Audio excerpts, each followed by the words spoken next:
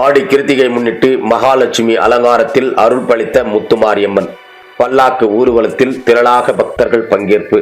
கிருஷ்ணகிரி மாவட்டம் பெங்களூர் ஓசூர் தேசிய நெடுஞ்சாலையில் அமைந்துள்ள அருள்மிகு ஸ்ரீ முத்துமாரியம்மன் திருக்கோவிலில் ஆடி கிருத்திகையை முன்னிட்டு சிறப்பு வழிபாடுகள் மற்றும் பல்லாக்கு ஊர்வலம் கோலாகலமாக மேலத்தாளங்கள் முழக்க சாலை எங்கிலும் நடனமாடி நடைபெற்றது.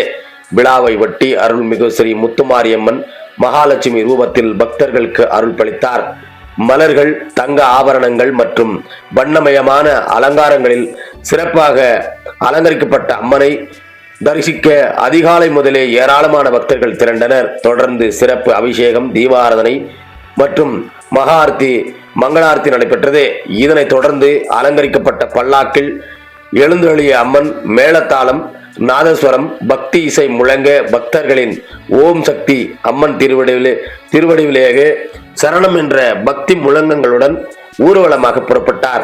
இந்த பல்லாக்கு ஊர்வலம் மாருதி நகர், சிப்காட் ஹவுசிங் காலனி, அரசனட்டி, கலைஞர் நகர், கிருஷ்ணா நகர், ஹவுசிங் காலனி, அண்ணாமலை நகர் உள்ளிட்ட பல்வேறு முக்கிய சாலைகள் வழியாக நடைபெற்ற ஊர்வல பாதை முழுவதும் பொதுமக்கள் மற்றும் பக்தர்கள் மலர் தூவி, தீபம் ஏற்றி, தேங்காய் உடைத்து அம்மனை வழிபட்டு அருளாசி பெற்றனர். ஆடி கிருத்திகை முன்னிட்டு நடைபெற்ற இந்த ஆன்மீக விழாவில் பெண்கள், குழந்தைகள், முதியவர்கள் என அனைத்து தரப்பிலும் ஆர்வமுடன் பங்கேற்று அம்மனை தரிசனம் செய்தனர். பக்தர்களின் பங்கேற்பால் கோவில் வளாகம், ஊர்வல பாதைகளிலும் பக்தி பரவசத்துடன் காட்சியளித்தன.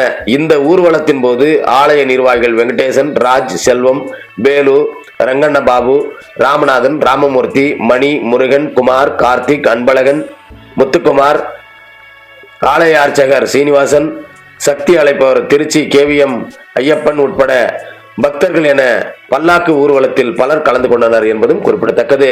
ஓசூரிலிருந்து செய்தியாளர் செல்வமுடன் ராமச்சந்திரன்.